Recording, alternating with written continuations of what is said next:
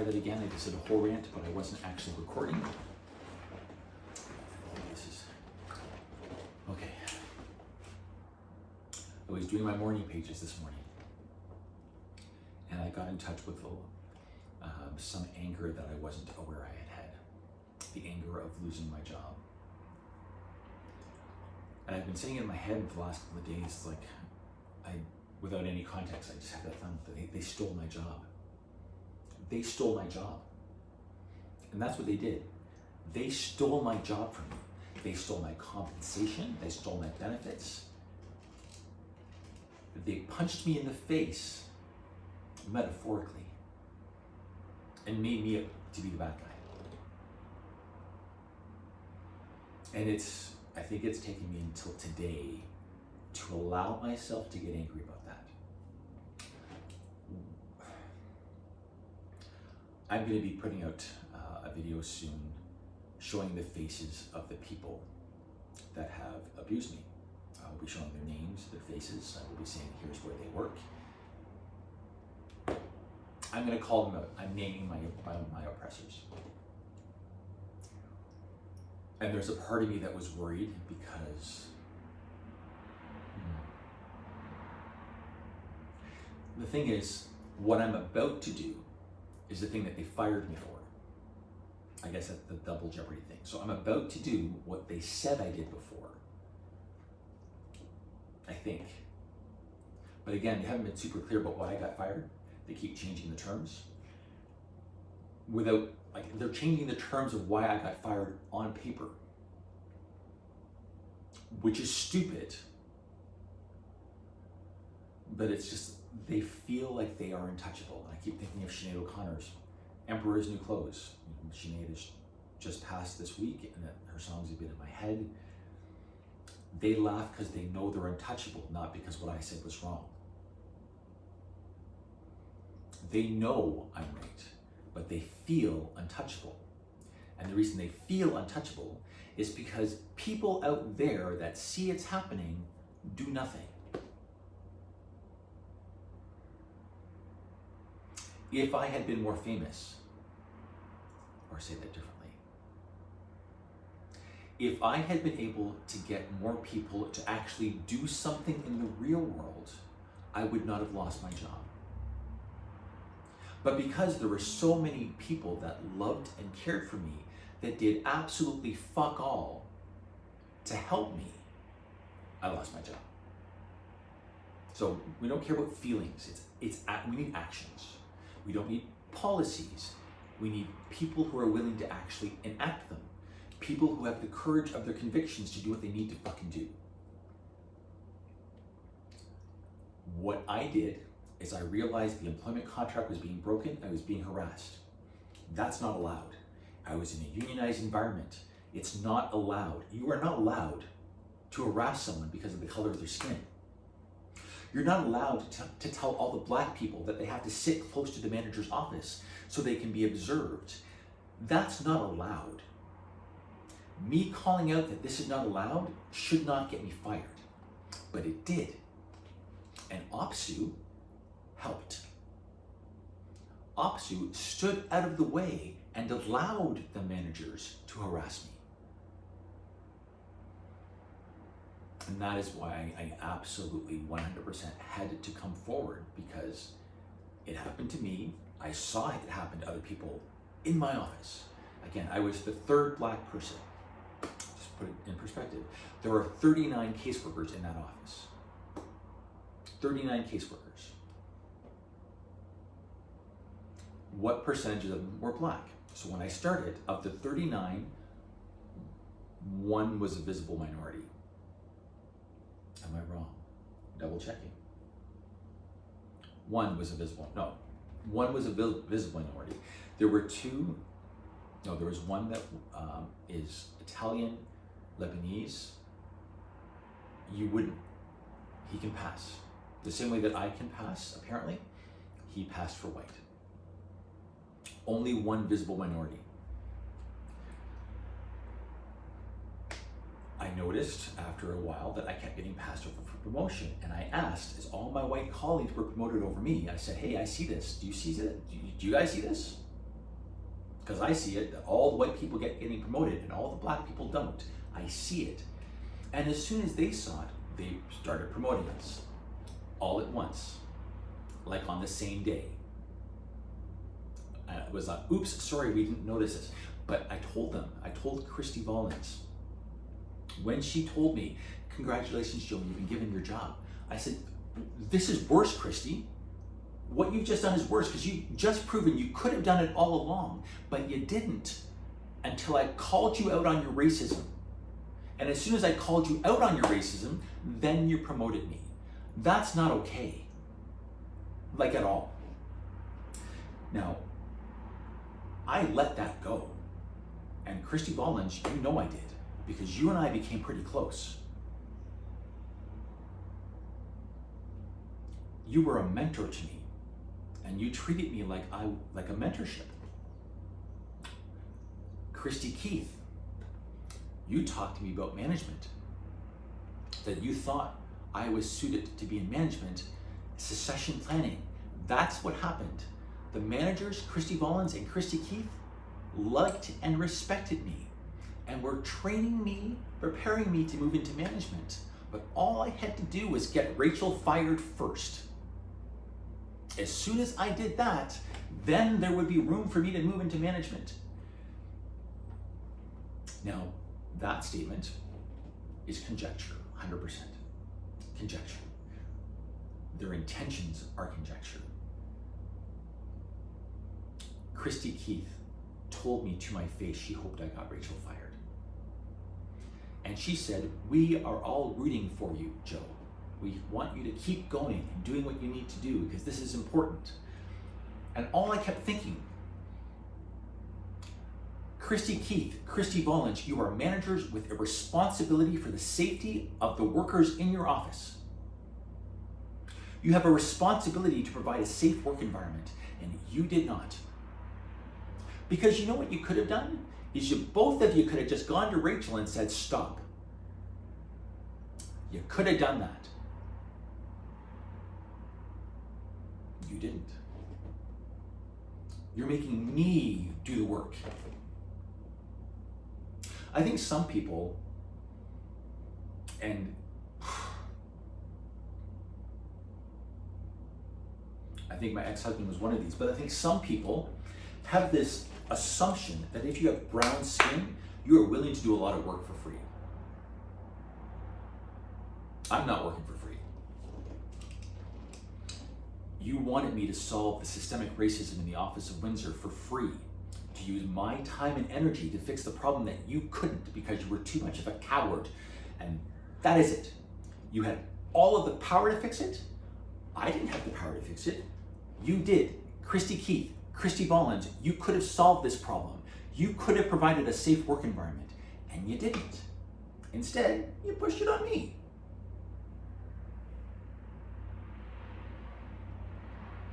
As you can tell, I'm getting in touch with my anger because this is fucking ridiculous.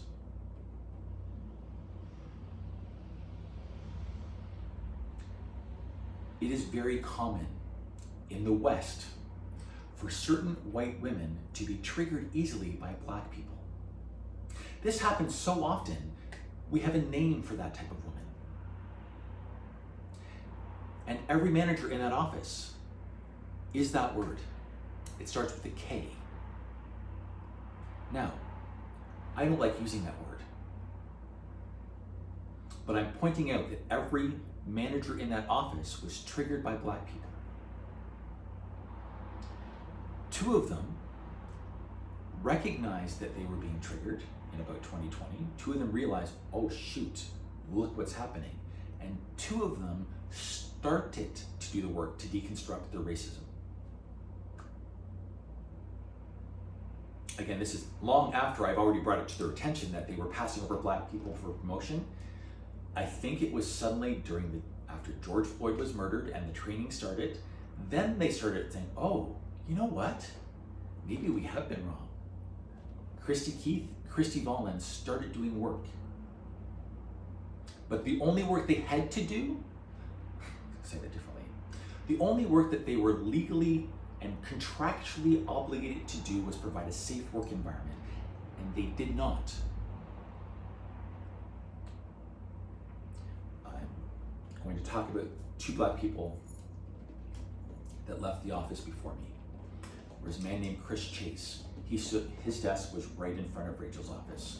So Rachel's office was here, Chris Chase's office right here. Chris Chase was a very Black man, beautiful, kind of like a young Mario Van Peebles. Very attractive. I don't know what happened to him. One day he was there, one day he was not. No one will talk about it. Again, I was a union steward. One of my best friends in the office, who at the time I left was the local president, she didn't know what happened. Gone.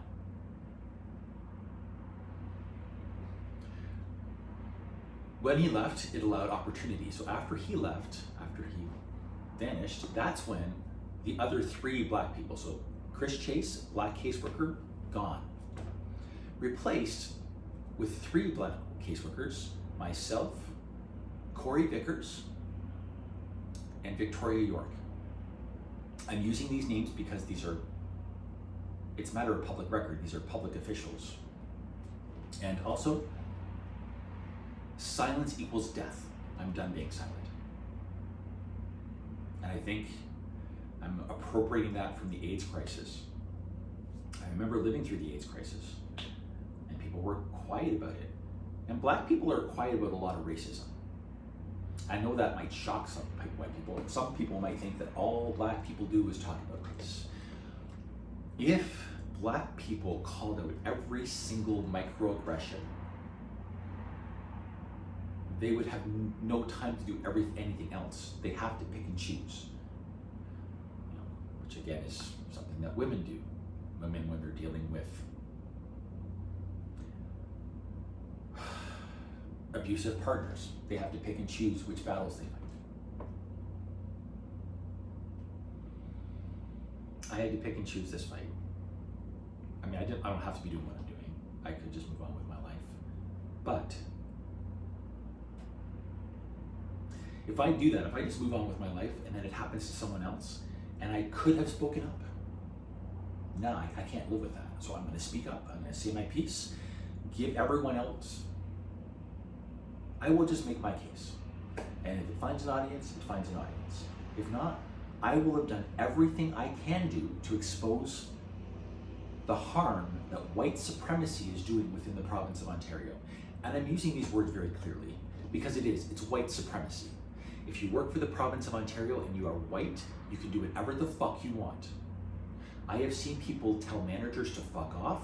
I have seen one guy, John Shellhorn, repeatedly told clients to go kill themselves. With witnesses around, he would tell people to go jump off a bridge or slit their wrists. That was allowed. He didn't even get sanctioned for that. But I said, hey, can you stop oppressing me? Fired. White supremacy.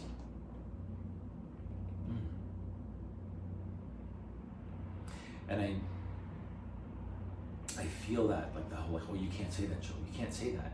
It's that shame. It's that conditioning that says, don't call out your oppressors. It's not safe. Some might say I'm overreacting. So Chris Chase leaves. They hire 3 more Black caseworkers. Chris Chase leaves. Victoria York goes right into her spot. Black person leaves, Black person is replaced in the same spot, right in front of Rachel's office. Given the highest caseload of anyone else in the office. Fact, the Black person in the office with the most caseload was Victoria York, sitting right in front of Rachel's office. Victoria had been there before me and had been passed on over multiple times. Like she was there for maybe 5 years before me, but because I brought it up, we all got promoted. She was given the most difficult caseload. No trainer. The manager watching her every move. Does that sound like you're set up to fail or not? Because it certainly sounds like she was set up to fail. Now, when I say we're giving the role of caseworker, these were temporary positions because managers have the right in the contract to assign temporary roles however they see fit. Now, I want you to think about that. Even in the unionized environment,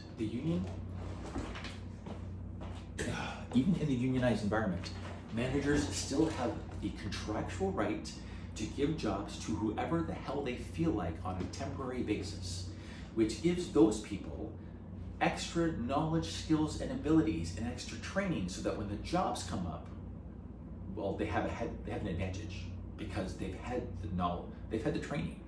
And managers get to decide who gets the training. Bias. Bias? It's even worse when you get to the management level. And this is something, because again, I was approaching management, which is how I know these things. In the management track, it's even weirder because there is a way to train for management. There's an entire package that can be given to you to train for management. But unless a manager decides that you could be a manager, you will never see that package. And I'm sure there are many people working for the province right now who have never even heard about the management package. But there is, and there are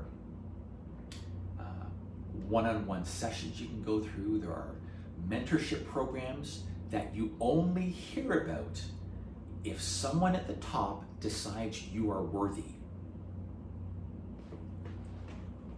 Bias.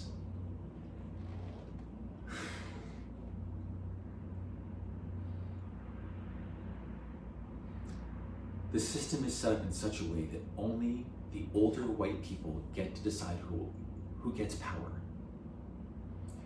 And because of the nature of the civil service, it has a lot more women in it. Just because of the need, as for why, that's a much longer conversation, but the civil service has a lot more women in it.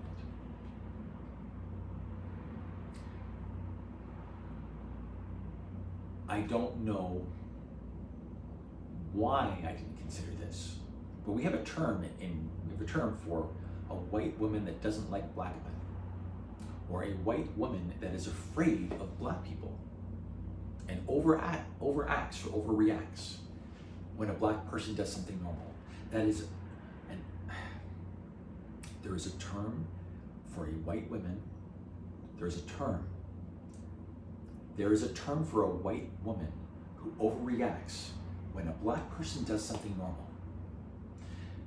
It's a situation that happens so often, we had to come up with a name for it. So that when you say this name, everyone knows what you mean. Oh, that's just a blank. And I'm not using that name because I have friends that are that name and I'm trying to disassociate from that name.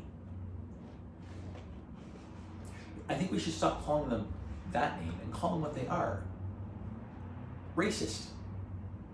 Active racist. Now, I'm of the belief that if you grew up in North America, that's all I can speak to as a person, but if you grew up in the West, especially in North America, you grew up in a racist society, so you're racist. The same way that if you grew up in Canada, you're a Canadian. You don't have to do anything to be Canadian. You just live in Canada, you are Canadian. So if you grew up in a racist land, you're a racist. You have no control over that. What you have complete control over is what you do with that fact. So you could say, no, I'm not a racist, and everyone else that says I am is wrong. That's the same mentality that says, yes, you were born in Canada, but your skin is a different color, so you're not Canadian. That is racism. Tie a bow around it. If you're born in Canada, you are Canadian. If you live in Canada, you're probably Canadian. The odds are is if you've lived in Canada your whole life, you're probably Canadian, right? So if you've lived in racist land if you've lived in racist land your whole life, then you're probably racist. And now what you can do is become less racist. Be aware and conscious. There's a saying of trust your gut.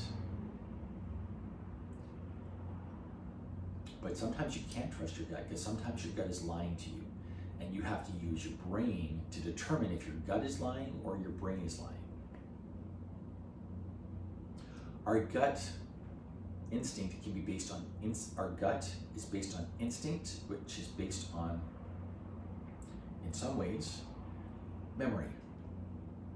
You see something, and your brain goes, well, the last time I saw this, it was dangerous. This person is dangerous. And it really is that simple. So if you only see black people on television killing people, and then you see a black person in life, your brain, before you are consciously aware of it, you don't consciously think black person equals scary, but your brain has only seen black people killing others. So when you see a black person, your brain immediately says that person might kill you.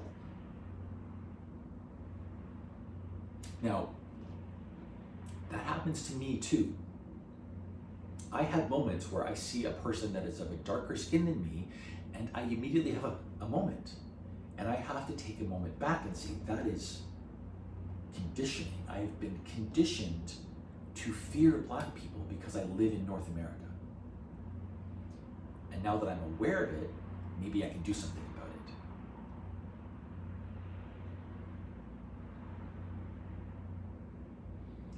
Now, I've thought a long time about naming my abusers. And you'll see in some of my videos, I've bleeped out names or I've covered faces. And I realized today that I'm stopping that. Because it's nonsense. Like, it's not my job. It's not my job to keep them safe. It was their job to keep me safe. The only reason I'm doing it, I've been doing it, is I know that there are a lot of asshole men out there that are mean to men. And I have tried everything in my power to not do this. I have asked them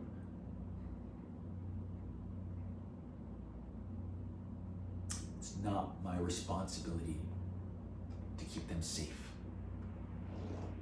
These people that I've never even met. I'm worried about Michelle DeManuel, who I've never met. Melissa Kersey, I've never been in the same room with her as far as I can remember.